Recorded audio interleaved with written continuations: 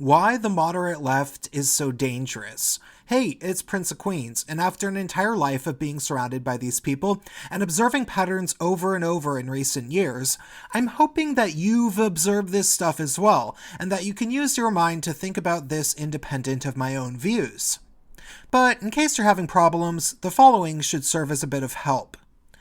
Back in 1963, Dr. Martin Luther King Jr. wrote a letter from a Birmingham jail, which was actually fairly long. While we hear very little about the overall contents of the letter, there is a particular passage from the text that everybody has been bludgeoned to death with since the more or less communist Black Lives Matter movement rose to popularity in 2013 and 2014, which they continue to blather on and on about to this day.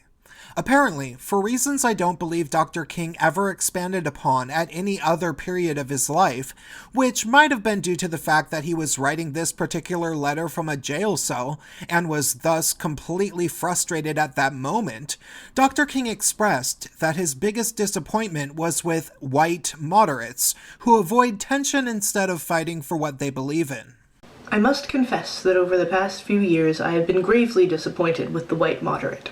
I have almost reached the regrettable conclusion that the Negro's great stumbling block in his stride towards freedom is not the white citizens' counselor or the Ku Klux Klanner, but the white moderate, who is more devoted to order than to justice, who prefers a negative peace, which is the absence of tension, to a positive peace, which is the presence of justice, who constantly says, I agree with you in the goal you seek, but I cannot agree with your methods of direct action, who paternalistically believes he can set the timetable for another man's freedom, who lives by a mythical concept of time, and who constantly advises the Negro to wait for a more convenient season. Now granted, in writing the script for this video, I did not think the audio clip I'd be using of the letter being read aloud would, ironically, be from what we can only assume is the exact type of white moderate he was referring to, or what I would be referring to as a leftist moderate, because I believe I personally agree with what I think that he probably meant overall. However, this statement of his has been repeated to no end by full-blown or at least latent communists, who would basically try to claim now that he was really referring to the quote-unquote white liberals, which means he must have clearly not merely been disappointed by the behavior of white moderates when it came to the Jim Crow debate of the early 1960s. Rather, Dr. King, I guess, has now become a full-blown communist in their eyes because his words could be contorted into somehow advocating against liberalism if you were to compare that to Black Lives Matter, because white moderates could be synonymous with white liberals if you're using communism as the other end of the spectrum, and thus they get to say he would be advocating in favor of the abomination of political logic we are now dealing with in terms of today's far left. However, we shouldn't be surprised. Far leftists have a very consistent pattern of twisting Dr. King's words or telling people what he allegedly must have meant when it suits their own agenda.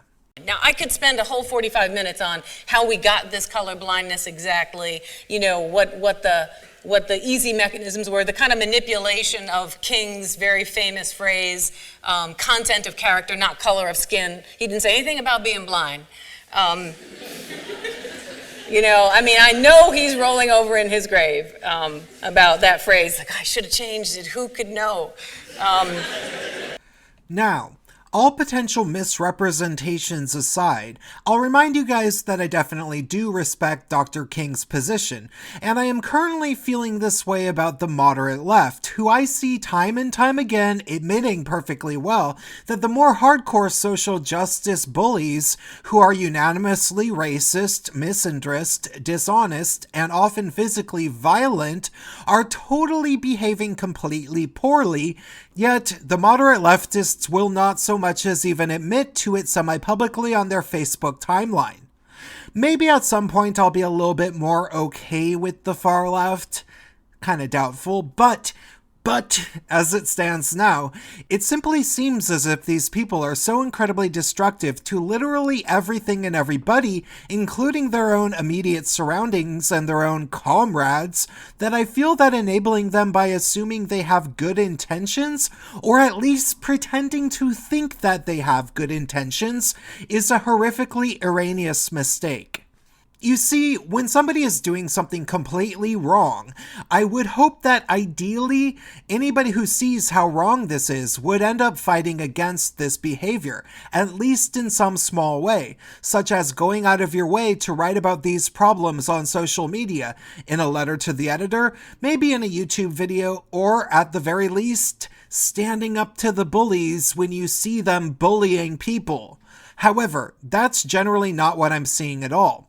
Instead, these people will admit to me in private that, say, their most habitually dishonest, fanatical, and downright malicious friend on social media is pretty crazy, and that they don't agree with their tactics and much of what they say, but they will never once confront them publicly when they start spamming their Facebook status updates with personal attacks and almost universally untrue statements and non-justified accusations of bigotry. Even further than that, most of these moderate leftists will even go so far as to hold people who openly do challenge these people on their Facebook timeline to a complete double standard, where if a reasonable person does the unthinkable and admits that somebody who acts like Cat Black is a man-hating homophobic racist for saying things like that, white gay men are so entitled, which is why they think they have every right to grope women all the time at bars. When the moderate leftists see somebody saying something like that, even though they know it's not true, and somebody stands up to them, they'll end up chastising the person who stand up to them, and often unfriending them for the mere act of standing up to the lying, racist, homophobic bully, by tone policing them and claiming they were the ones that were non-civil for refusing to be bullied. I've talked about this before in videos, but one of the biggest problems I've noticed from the left in recent years is that they've dramatically shifted the goalposts around the meaning of the word bully, which now seems to apply only to non-leftists with self-respect, and thus are willing to stand up to people who say untrue and usually bigoted and malicious things, who more than often try to bully people who won't allow them to go on and on with this behavior without saying anything. It's nothing more than literal victim blaming from these moderate leftist people to get mad at the person who is standing up to the social justice bully, and it's a detriment to literally everybody in the situation. Obviously, it's unfair to the honest and noble person who has a spine and is thus willing to stand up for legitimate justice in any small way. But even more than that, it's unfair to the social justice lunatic who becomes completely enabled towards continuing to act like this in the future. People simply don't grow as individuals unless you call complete and total BS when that's what they are spewing. And if you're literally never willing to do that to somebody that you call a friend, even if they are openly attempting to engage in a massively dishonest smear campaign designed to ruin the reputation of somebody else you consider a friend, or at least think is a decent person, then you're essentially telling these bad actors that they can get away with literally everything short of physical violence on your watch, which they can and will continue to consistently take advantage of. I think their concerns are legitimate. They're articulating ideas that have to do with race, ethnicity, power, privilege, and we're taking a look at them. That's my problem, George. You keep doing these little hand movements or whatever. Come through. People were criticizing you for using hand gestures. Absolutely, they were. And you know, That seems crazy to people from the outside of Evergreen. It may, but it's noise. Granted, I think George Bridges of Evergreen College must be a bit more of a far leftist himself than he seems to lead on in such interviews. But regardless, the point is that if you allow the vermin to live in a metaphorical apartment building you manage, eventually the tenants that you truly value will be more and more likely to move away entirely, and of course, more vermin will move in. Eventually, as this process worsens, because you allowed them to get away with it, they'll lie more frequently to you, to the point where you often won't be able to distinguish the things you're fairly certain were exaggerations or downright falsehoods from the other completely untrue statements these people make, that you simply don't realize are lies, due to the fact that you're so used to non-critically accepting the things these people say without a dispute. Even if you catch the biggest dishonesties from these people, if you don't call them out when you see them, small bits of dishonesty will slip past you, like what would happen if you watched CNN all day. Personally, the way I deal with chronic dishonesty, and especially chronic dishonesty of a malicious nature, is to call it out when I see it. And if the person is particularly bad, I try to make sure I have no social attachment to them even through my friends, because having one effective and malicious liar in a friend circle can and will lead to endless chaos.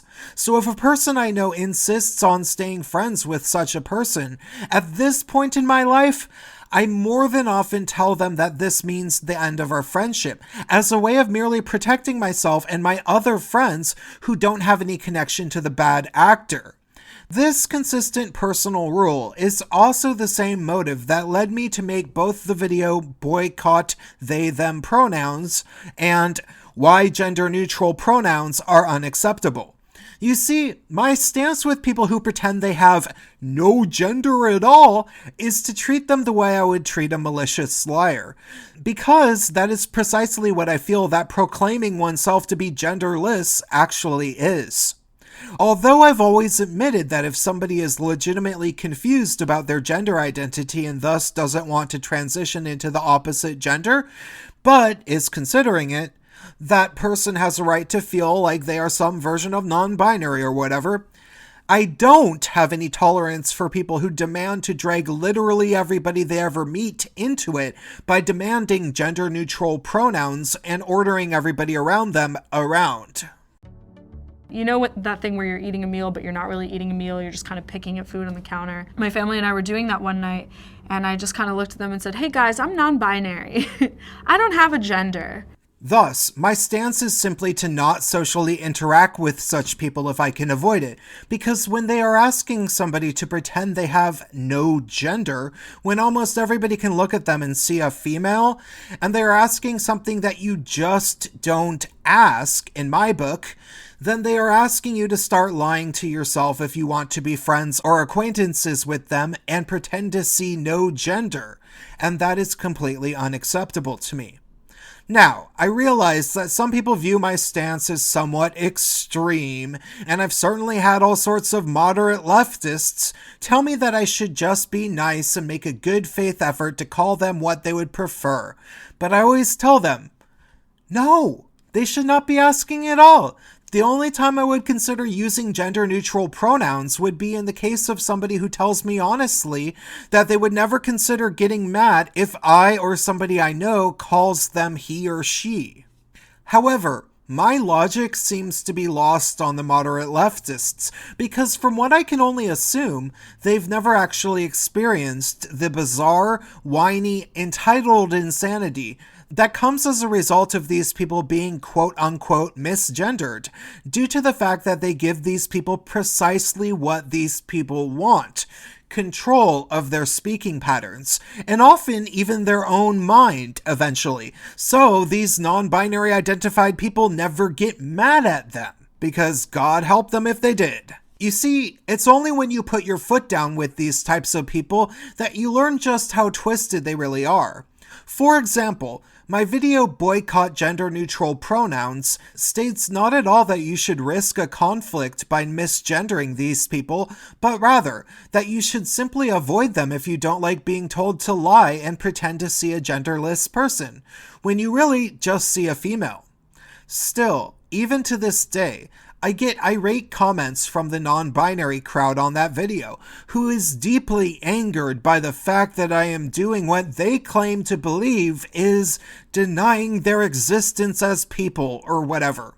Of course, literally every time they comment, I always have the exact same response, which is something like, do you really want to be my friend or something? Because all I'm saying is that I'll avoid interacting with you if you demand that I speak this way to or about you. Now, you'd think that what I'm saying would be fair enough. I have every right to avoid literally anybody I want, and so does anybody who shares my opinion that nobody is completely genderless. However, I'm fairly sure it's basically never once ended when I reminded them of the fact that I'm allowed to avoid them.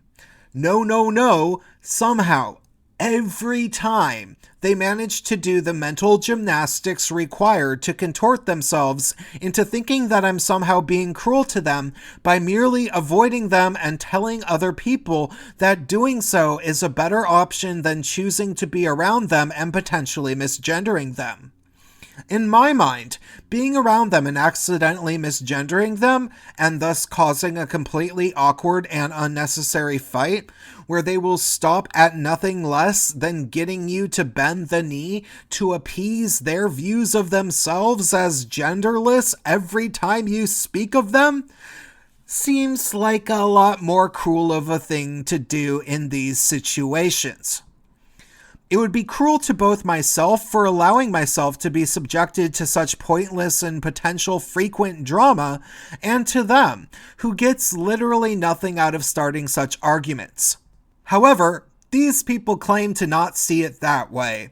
Instead, they actively go out of their way to pursue this drama with me time and time again, actively refusing to take no for an answer when they could clearly just say to themselves, okay, well, I don't want to be around people that don't validate my gender, so I'll avoid people who act like this guy anyhow.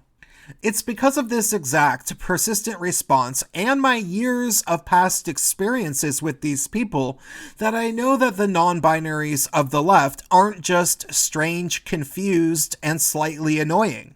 In reality, they are malicious because they consistently go out of their way to start these fights very regularly, as forcefully evangelizing people who don't believe in the intersectional religion is something they actively get off on.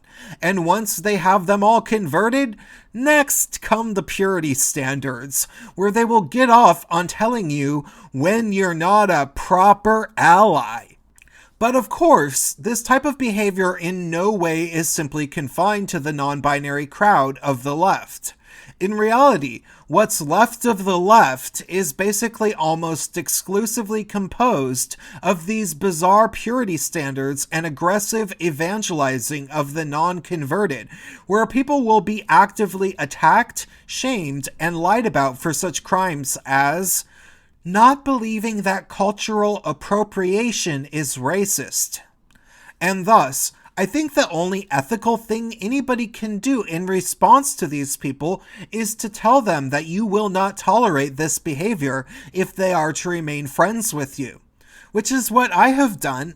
And yeah, it's rough, sure, but I remember being somebody who appeased these people for several years, while knowing perfectly well that they were full of crap, and I can assure you, living like that made me a lot more miserable.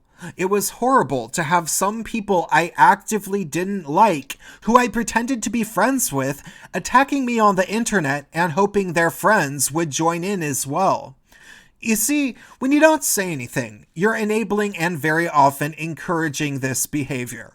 Worse, you're adding gravity to their obvious lies, because you're basically telling everybody around you that you think these lies might be true or are true, even when that's merely because you're just afraid of calling a spade and saying, yeah, that's a lie, I know it, you probably know it too, like you should. What I'm saying is, if you and almost everybody around you never calls a spade, then any value within the political left or leftist social scenes becomes completely diluted to the point of worthlessness, where whoever tells the most potent lie at any given time is usually the person who gets the most attention, and thus it becomes a reality that rewards the Jussie Smollets of the world. Also, Of course, if you surround yourself with people who are perfectly okay with lying, thus forcing you to eventually be okay with their lying, even if you don't really want to be in your heart, you'll eventually forget that not everybody is this way, and you'll never believe anybody's true honesty because you compromised yourself by forgetting that most people tend to be honest more often than not.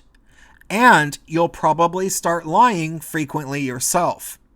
Because even if you don't realize it, what the left did slowly over time with you by forcing you to pretend to be okay with devious behavior that you knew was wrong was that they were forcing you to compromise your true vision of justice and thus reality, as it eventually forced you to entirely compromise your understanding of the world around you.